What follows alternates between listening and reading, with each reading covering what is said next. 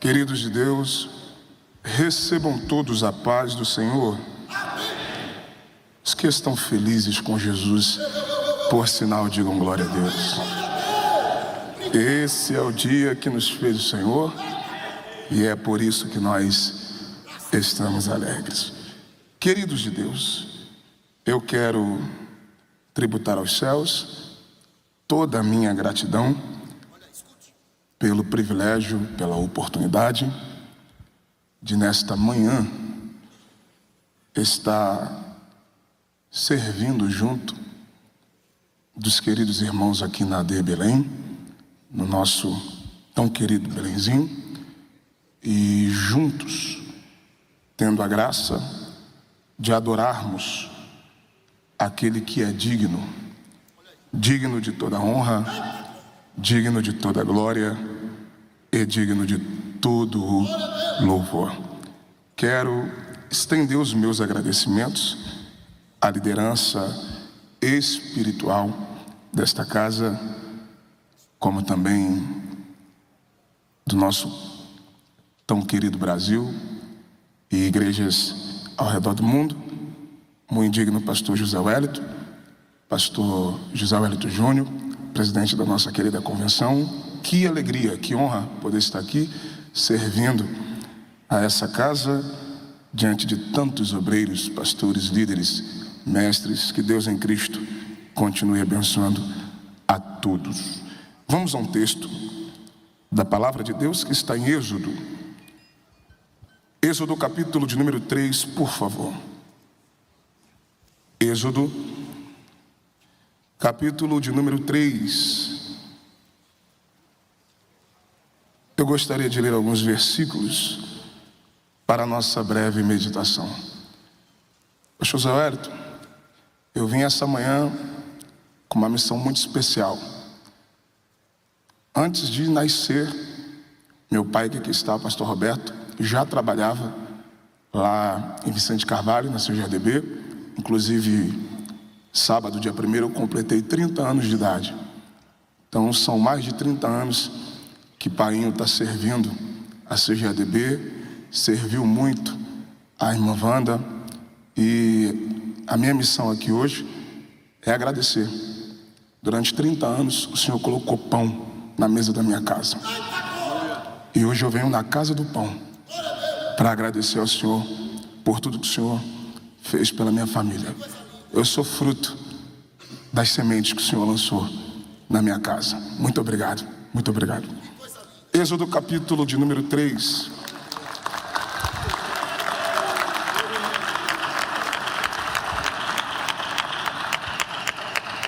Êxodo capítulo de número 3. Está escrito assim: E apacentava Moisés o rebanho de Jetro, seu sogro, sacerdote em Midian. E levou o rebanho atrás do deserto e veio ao monte de Deus, a Horebe. E apareceu-lhe o anjo do Senhor em uma chama de fogo, no meio de uma sarça. E olhou, e eis que a sarça ardia no fogo, e a sarça não se consumia. E Moisés disse: Agora me virarei para lá, e verei esta grande visão, porque a sarça não queima. E vendo o Senhor que se virava para lá a ver, bradou Deus a ele do meio da sarça e disse: Moisés, Moisés. E ele disse: Eis-me aqui. E disse: Não te chegue para cá. Tira os teus sapatos de teus pés, porque o lugar em que tu estás é terra santa. E você diz amém. Podemos assentar.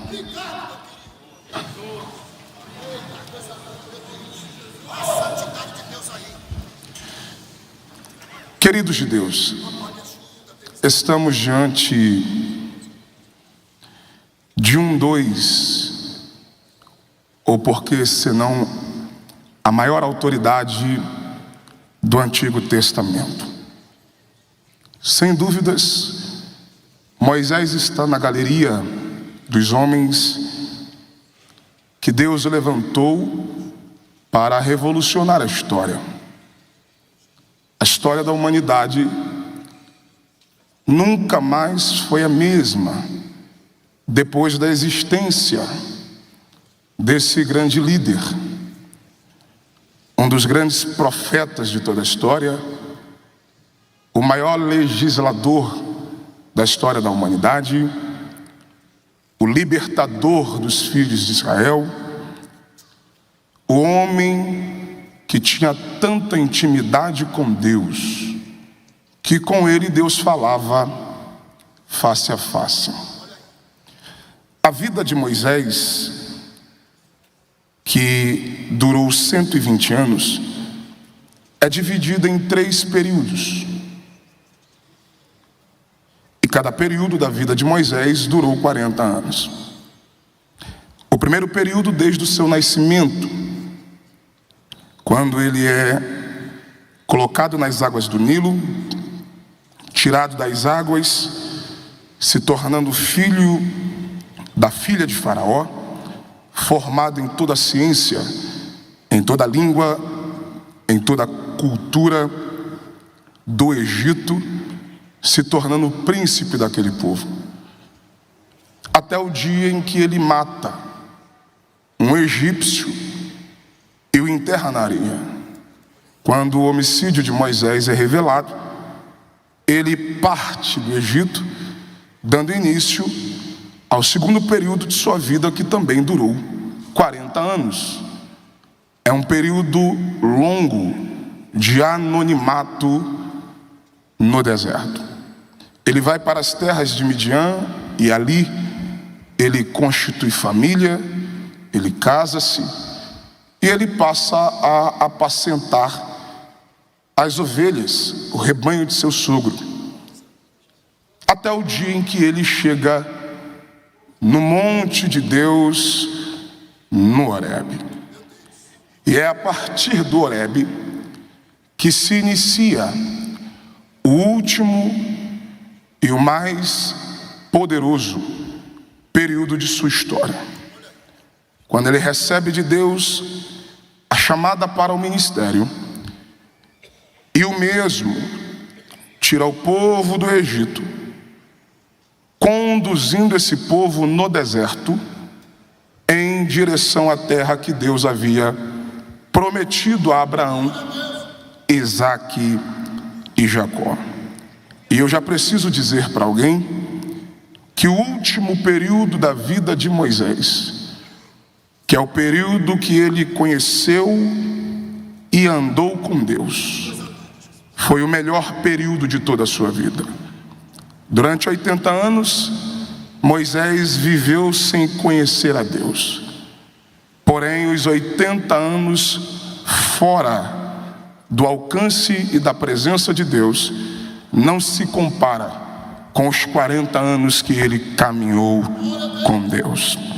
Isso é lindo, porque a história ministerial de Moisés começa justamente no texto que lemos. E apacentava Moisés o rebanho de Jetro, seu sogro, sacerdote em Midian. Isso aqui é interessante, observe comigo o texto.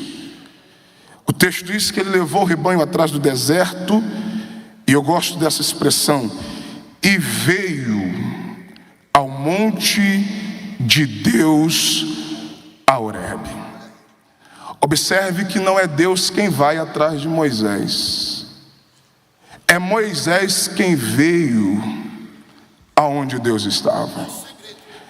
Eu tenho falado para essa nova geração, e eu recebo muitas mensagens, pessoas que se perguntam: pastor, como é que eu faço para descobrir o meu chamado, para saber qual é o meu chamado, para saber qual é o meu propósito?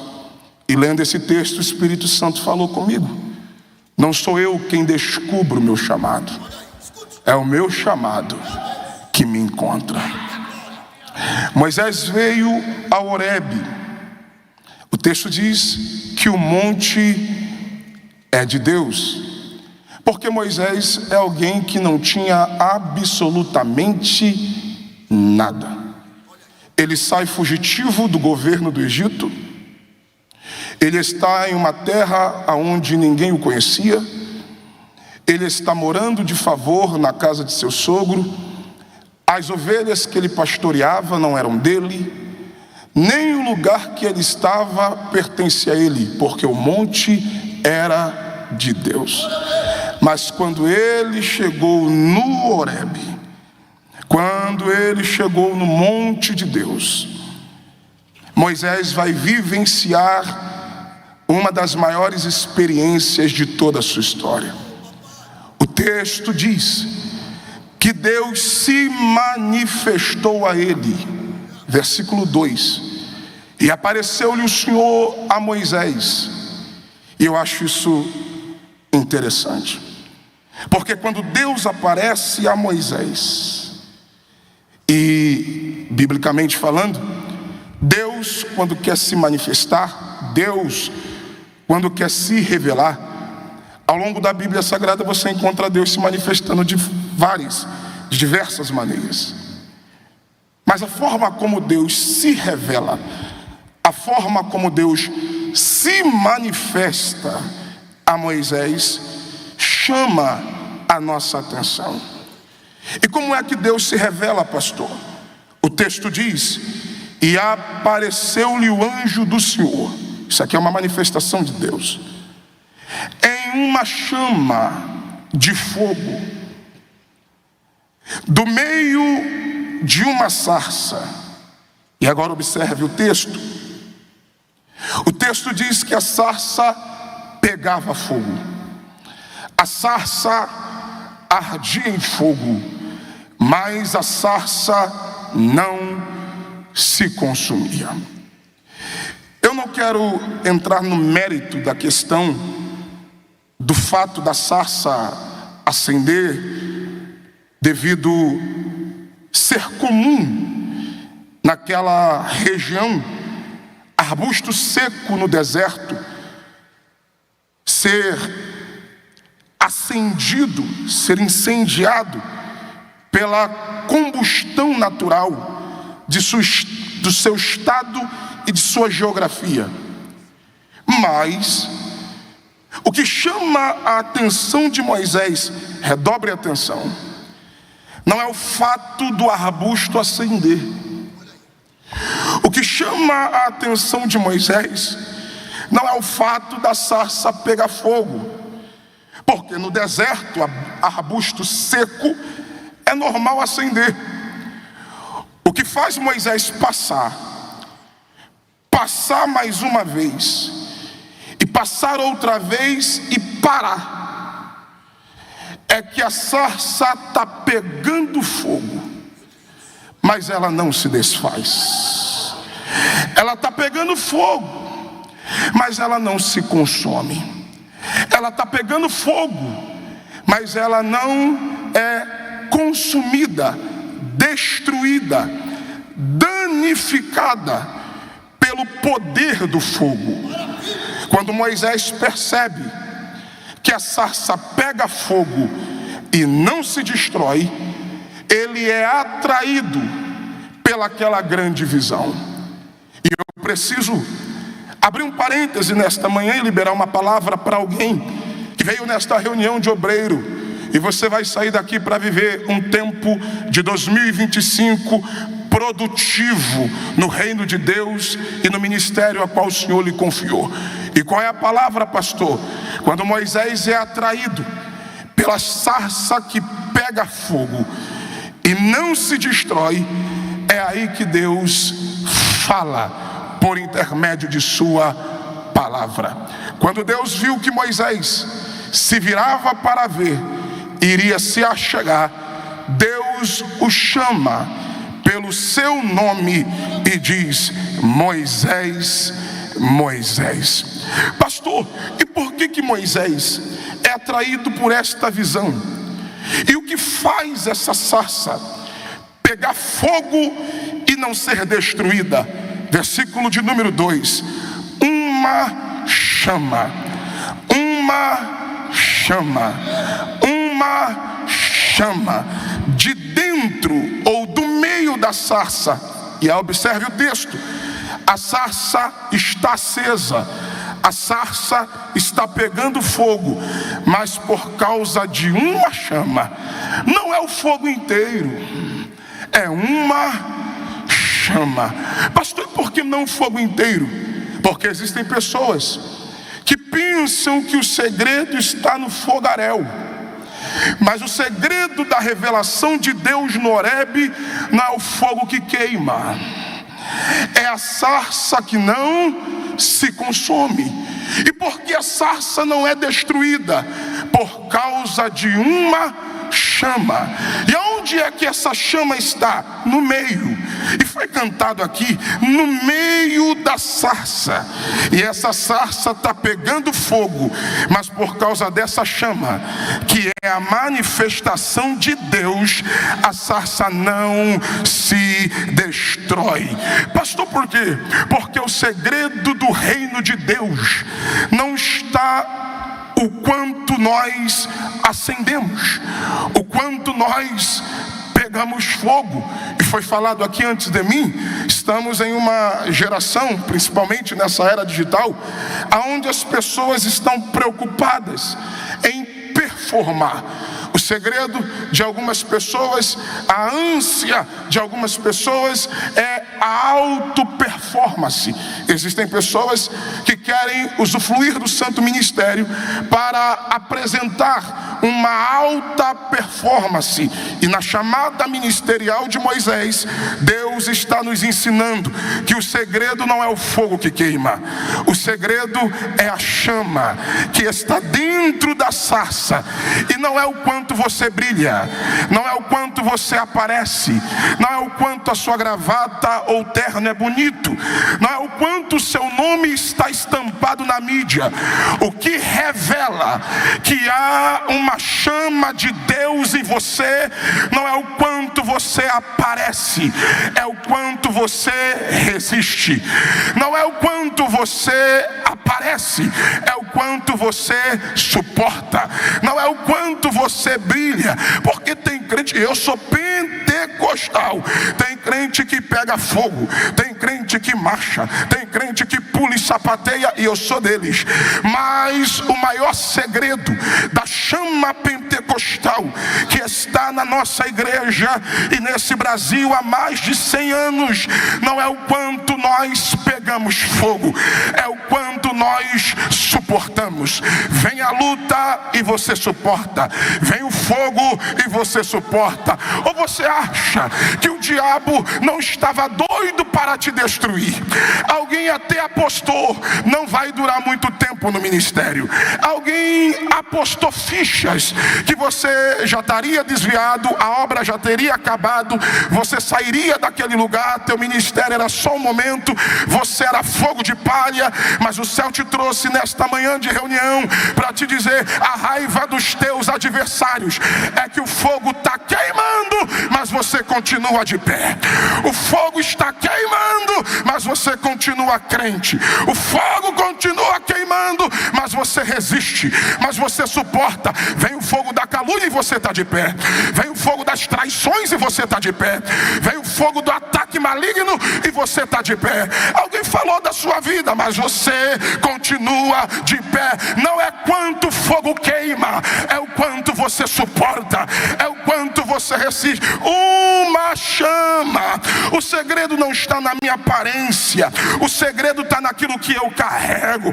O segredo não está no dinheiro na conta, no carro que você anda, ou nas redes sociais, diante de uma era digital que vive inclinada por essa era digital, por essa atualização de sistema. Deus te trouxe nesta manhã de reunião para te dizer: o que te mantém de pé é esse fogo, mas essa chama.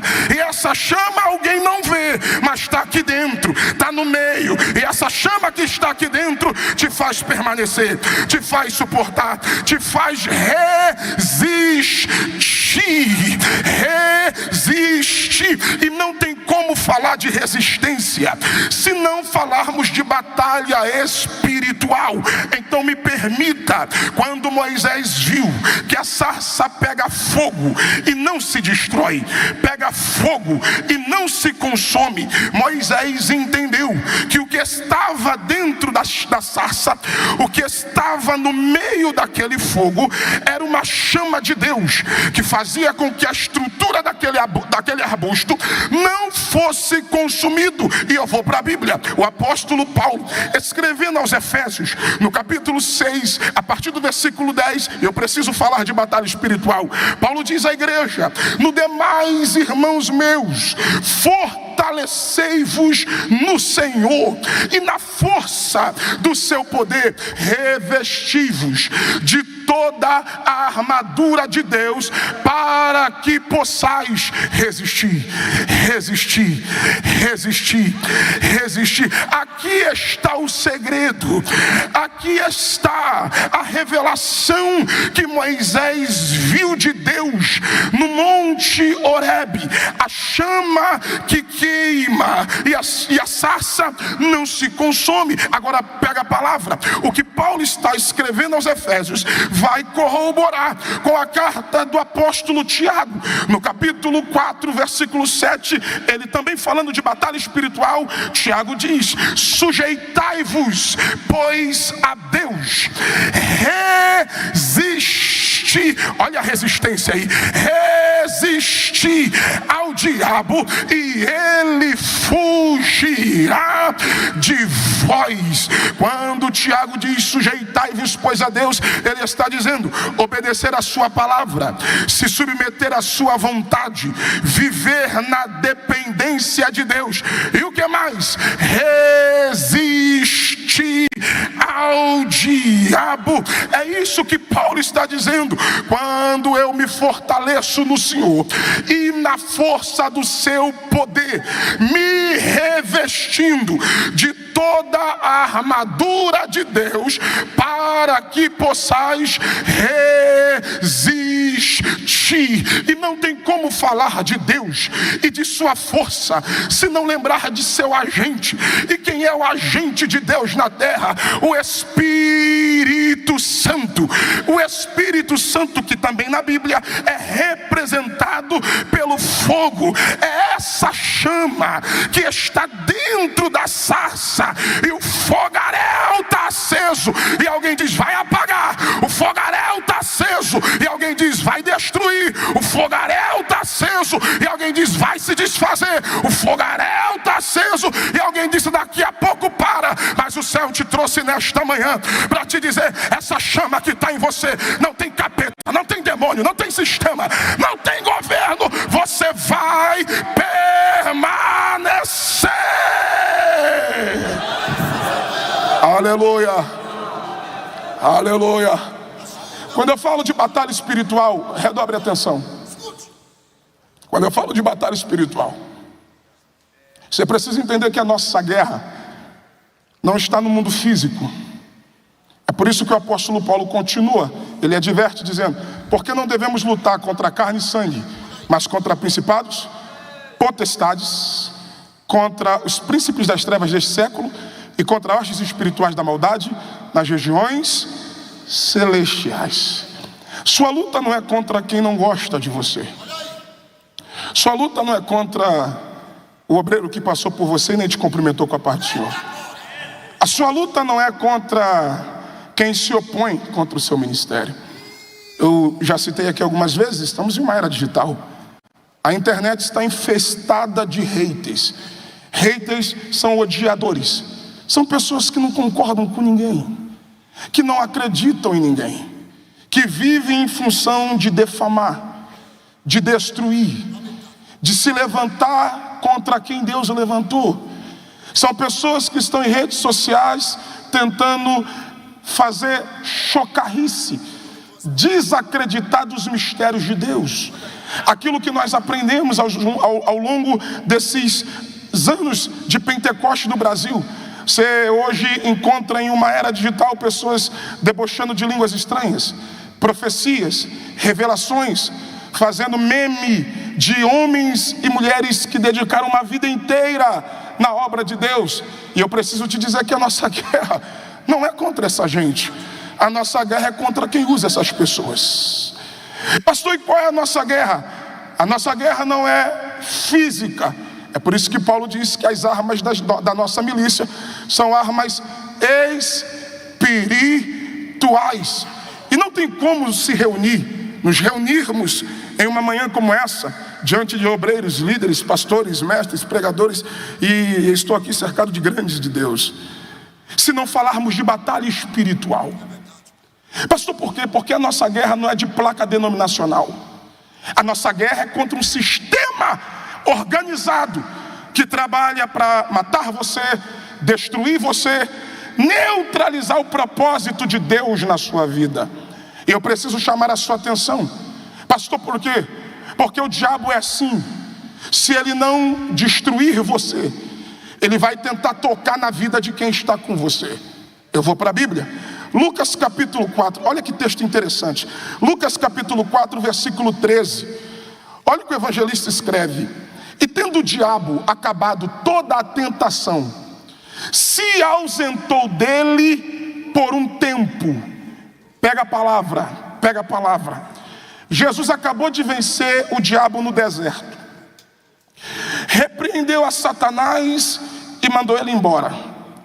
Aí o evangelista diz, e tendo o diabo acabado toda a tentação, se ausentou dele por um tempo. Estou falando de batalha espiritual. Se de Jesus, não é do pastor Renan, não é dos príncipes de Deus que aqui estão. Se de Jesus ele se ausentou por um tempo, você acha que ele vai dar trégua para você?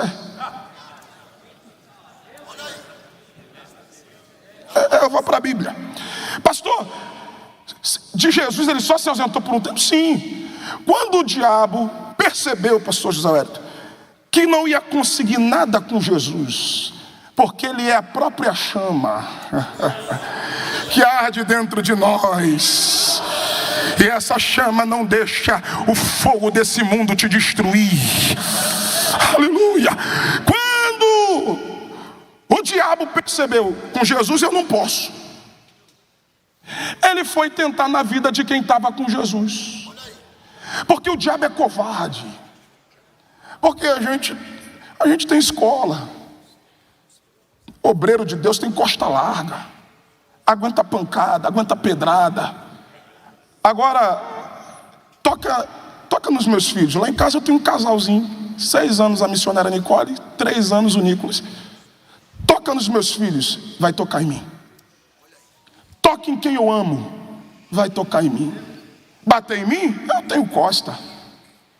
Agora, o diabo ele é covarde. É por isso que nós precisamos blindar a nossa casa, nossos filhos, nossa família, porque o diabo ele é covarde. Eu vou provar.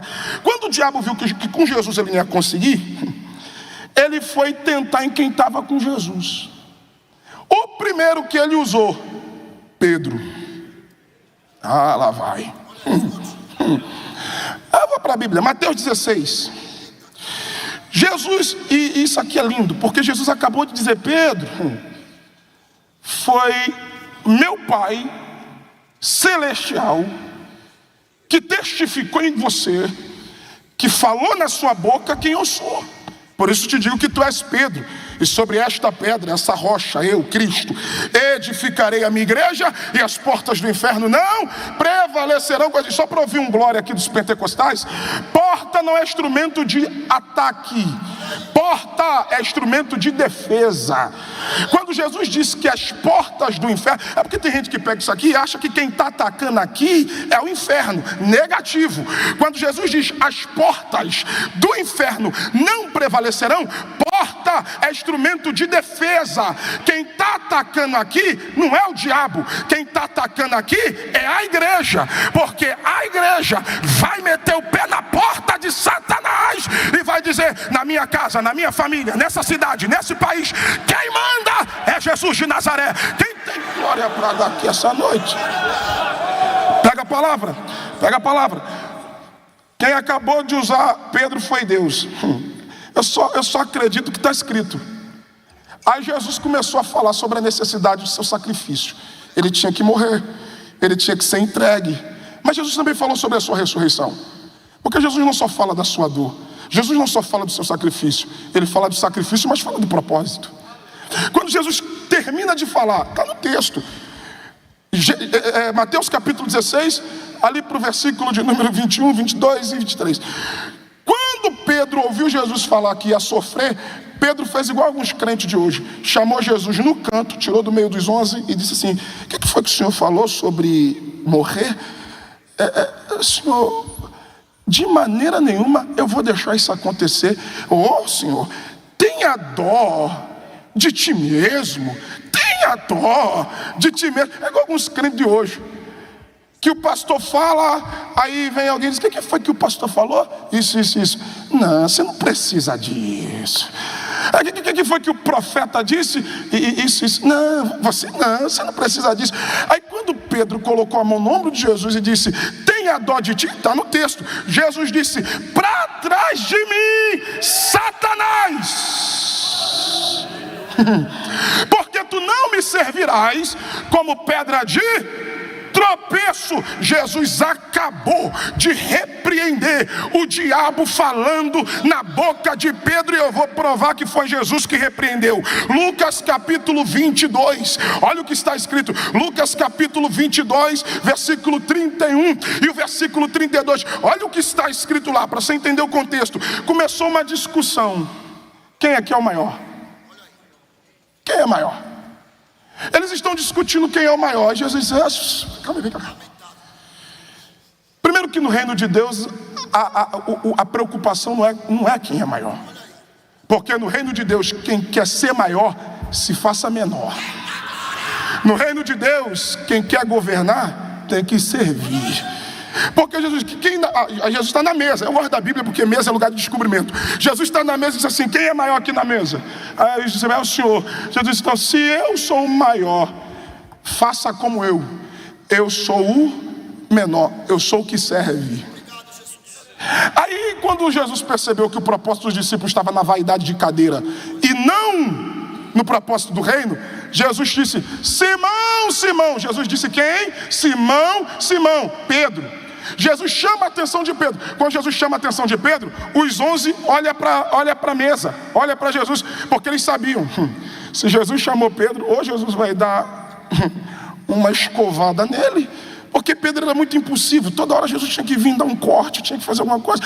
Aí quando Jesus disse: Simão, Simão, os 12 olharam. Aí Jesus disse: o diabo, lê aí, vos pediu, ele está falando para os 12, vos pediu para cirandar. Cirandar aqui é peneirar igual trigo. Aí olha o versículo 32. Aí Jesus vira para Pedro e diz: mas eu roguei ao Pai por ti. Pastor José Wellington, se Jesus está falando para os 12, por que Jesus disse para Pedro: mas eu roguei por ti? Porque Jesus está dizendo: Pedro, baixa a bola, porque se eu permitisse o diabo cirandar, o primeiro que ia ser lançado fora era você. Porque o diabo é assim: se ele não conseguir destruir você, ele vai tentar tocar em quem está com você. Eu vou para a Bíblia. Quando Jesus repreendeu, porque o texto diz que Jesus repreendeu, Jesus não deixou o diabo cirandar na vida de Pedro. Quando Jesus repreendeu o diabo da vida de Pedro, tem crente que é igual Pedro. Ora é Deus que usa, ora é o diabo que fala na boca.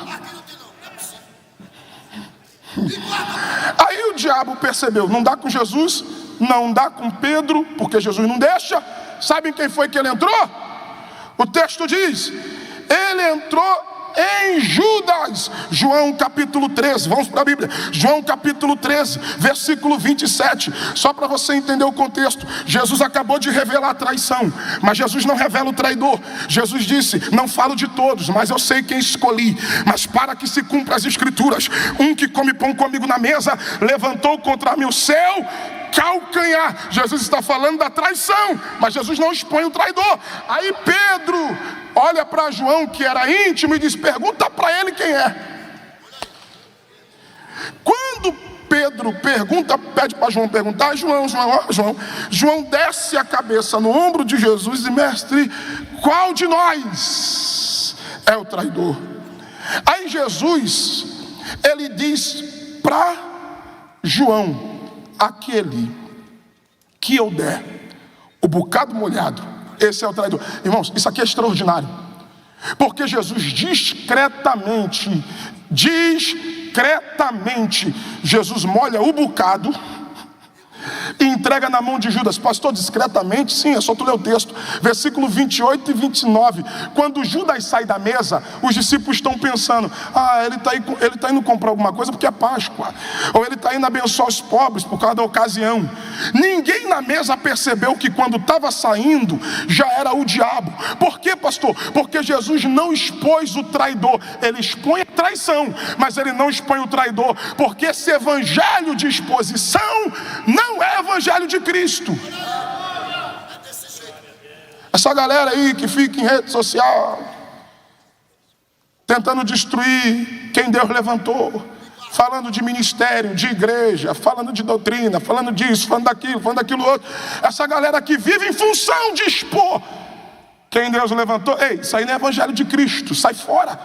Jesus não expôs. Imagina se Jesus dissesse na mesa: o traidor está aqui, ó, é Judas. Pedro, por voz de prisão, arrancou a orelha de Malco. Se Jesus dissesse que era Judas o traidor, Pedro arrancava a cabeça. Arrancava a cabeça.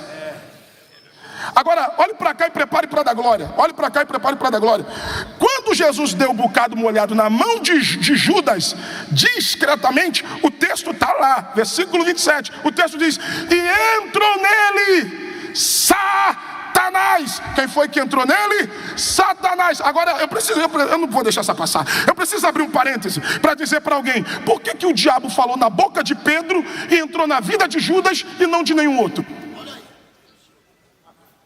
Por que não em Tomé, que só acreditou vendo? Por que não Natanael, que duvidou que ele era o Messias? Por que não Tiago, André, João? Por que o diabo fala na boca de Pedro e entra na vida de Judas? Tem uma resposta. Qual, pastor? Porque ambos traíram. Pastor, Pedro traiu. A forma como é diferente, mas que ambos traíram. Porque enquanto um vende, o outro nega. E Jesus condenou tanto a traição, como também Jesus condenou a negação. Então pega a palavra.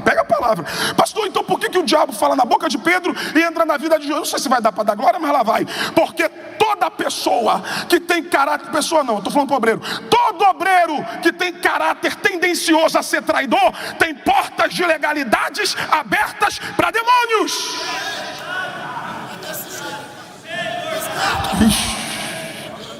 Todo Judas, todo Pedro tem porta de legalidade aberta para demônios. Só que eu gosto de Jesus. Pregador, por quê? Porque na mesa tem dois tipos. Primeiro, os discípulos. E quem são os discípulos? É os que estão comendo e bebendo, mas não percebeu que quem chegou na mesa foi o diabo. Porque tem gente que come e bebe, resenha, ri e ainda não percebeu. Quem está na mesa é o diabo. O outro, Jesus. Quando o diabo entrou, Jesus não deixou para depois. Jesus olhou para Satanás e disse: o que tu tem que fazer, faça agora. E o texto diz assim: e depressa. Jesus está dizendo: sai dessa mesa, vai fazer o que você veio. Por quê? Porque em mesa que Jesus está, diabo não pode ficar nela. Em mesa que Jesus se assenta, demônio não fica sentado nela. Eu tenho uma palavra para os homens de Deus aqui esta tarde, e a palavra é essa: antes de chamar qualquer um para a tua mesa, chama Jesus. Antes de chamar amigo, antes de chamar colega, antes de chamar sócio, antes de chamar parente, antes de chamar qualquer um, chama Jesus primeiro. Porque em mesa que Jesus se assenta, diabo não fica, diabo não fica, diabo não fica, diabo não fica nela. Ela suída rai. Emanaga churianda suída rai. Aleluia. Ei, obreiro, não se assuste quando alguns começarem a sair daquele lugar. É Deus começando a dizer: vou tirar. Toda aliança de demônio vai ter que sair. Toda aliança de Satanás vai ter que sair. Prefira ficar com 300, mas que tem Espírito de Deus, do que ficar com uma multidão de gente que tem aliança com o diabo. Deixa embora. Deixa sair. Deixa sair. Existe uma chama que queima dentro de você. Você está entendendo? Por que vem 11 mil demônios? Tem que cair 1000 de um lado, 10 mil do outro, e tu não é atingido, porque tem uma chama. Está entendendo? Por que o diabo faz? Vem enfermidade, vem depressão, vem traição, vem o levante, mas você permanece de pé. O fogo pega, mas não te destrói. Há uma chama. Olhe para um obreiro que está perto de você, interaja com alguém, diga: resista. Diga para ele, diga para ela, diga: resista, resista, resista, resista. Olhe para mim, eu tomo meu assento agora. Quando Moisés viu, está pegando fogo, mas não se destrói. Moisés foi chegar para perto. Quando Deus viu o movimento de Moisés, Deus disse: tira as sandálias de teus pés, porque o lugar que tu estás é terra santa. Eu tomo meu assento. Nós já ouvimos muitas coisas a respeito disso aqui. Você já está cansado de saber. Também não vim aqui como descobridor da pólvora, mas eu vim dizer para alguém: apesar de muitas teorias do porquê Deus mandou Moisés tirar a sandália, a mais corriqueira era o costume antigo que havia no Egito e entre outros lugares, onde quando você se entrava em um lugar sagrado, se tirava as sandálias. Só que isso não entra na minha mente, mas eu sou um pouco curioso. Eu falei assim: mas só isso? Aí alguém: não, porque tem um emblema do Deus do Egito na sandália. Tá. Se Deus não quisesse nada do Egito, então Deus não ia pedir no deserto a oferta que o povo trouxe do Egito. Então o problema de Deus não é a sandália em si, o couro, o emblema, ou Deus também não ia se limitar a um costume do Egito. Não. Eu estava lendo um texto, e quando eu li esse texto, sabe como é que mente de pregador voa, né? Eu lendo um texto, o Espírito Santo ministrou no meu coração. Pastor, que texto é esse? Eu quero ler com vocês, só para não dizer que é coisa da cabeça de pregador pentecostal. Está lá em Ruth capítulo de número 4. Eu vou ler e eu tomo meu assento. Ruth capítulo de número 4. Olha que texto interessante. Eu só vou ler para você não dizer que é coisa da minha cabeça. Lucas capítulo 4, versículo de número 7. Olha o que está escrito. Ruth capítulo 4, versículo 7. Havia, pois, já de muito tempo, muito tempo, esse costume em Israel. Que costume?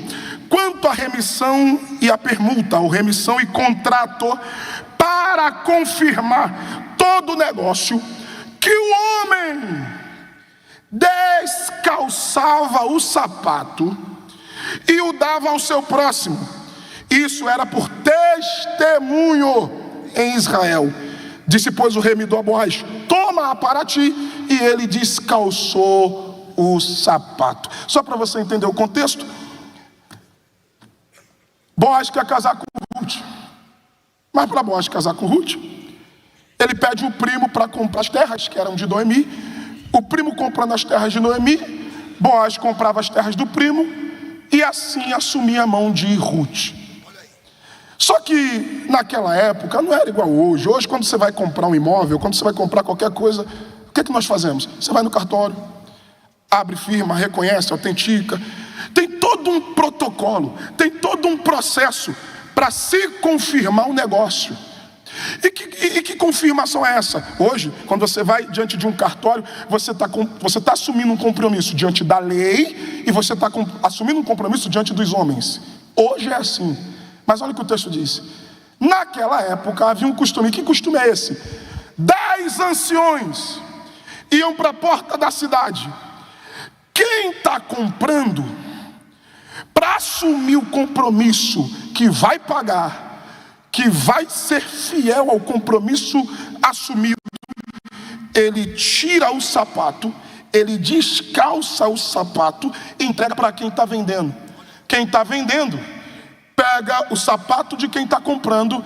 Isso era um testemunho. Quando eu li isso, o Espírito Santo gritou no meu coração. Quando Deus disse, não chega, tira a sandália dos pés, Deus disse, Moisés, eu só te dou acesso ao que é sagrado se primeiro você assumir compromisso com aquele que é santo. Tira a sandália. Tira a sandália. E lá vai. Estamos em uma geração onde pessoas querem acessar o sagrado, usufruir do sagrado, simpatizantes do sagrado. Tem pessoas querendo caminhar no sagrado sem ter compromisso com aquele que é santo. Tem gente que quer cantar aqui, mas quer pecar lá fora. Tem gente que quer cantar aqui, quer adorar aqui, levanta até a mão, faz pra cá, faz pra lá, mas não quer largar a vida que tem, não quer largar as paixões do mundo, não quer. E hoje, nessa era digital, então, o que tu vê de artista global, o que tu vê de gente na mídia, que quer usufruir do sagrado, sem ter compromisso com aquilo que é santo. Aí vem Deus e diz, Moisés, quer acessar o sagrado, primeiro tem que assumir compromisso. Tira a sandália, tira a sandália, tira a sandália. E só para encerrar o assunto, só para tu não dizer, isso aí é coisa da cabeça, não, eu vou para a Bíblia. 40 anos depois, quantos anos? Quantos anos? Lá vem Josué subindo aos pés de Jericó. Quando Josué viu Jericó, levantou diante dele o anjo do Senhor. Quando o anjo se levanta, o anjo está com a espada desembainhada. Josué mete a mão na espada e diz, és tu um do nosso ou é contra nós? Ele disse, nenhum nem outro, eu sou o capitão dos exércitos do Senhor. Meu Deus do céu, lá vai. Quando ele disse, eu sou o capitão do exército, ele disse, é Deus. Ele se prostrou. Quando ele se prostrou, ele disse, prostra não. Primeiro, tira o sapato do pé. Porque a terra que tu pisa é terra santa. Eu devolvo o microfone. Josué, eu só vou te dar o sucesso ministerial que eu dei a Moisés. Eu só vou te entregar o legado que é de Moisés. Eu só vou te fazer herdar a terra que eu jurei aos teus pais, se primeiro você assumir comigo o mesmo compromisso que Moisés assumiu no Horebe. Tira a sandália, tira a sandália, tira a sandália. Eu encerro a minha participação nesta manhã dizendo, o clamor desta última hora, o clamor da igreja brasileira, o clamor das nossas Assembleias de Deus é essa. Qual pregador? Deus não quer gente que quer caminhar no sagrado sem compromisso. O clamor para nossa geração é, tira a sandália, assuma um compromisso com aquele que é santo, e ele vai se responsabilizar de cuidar de você. Que Deus os abençoe. Glória. Aleluia.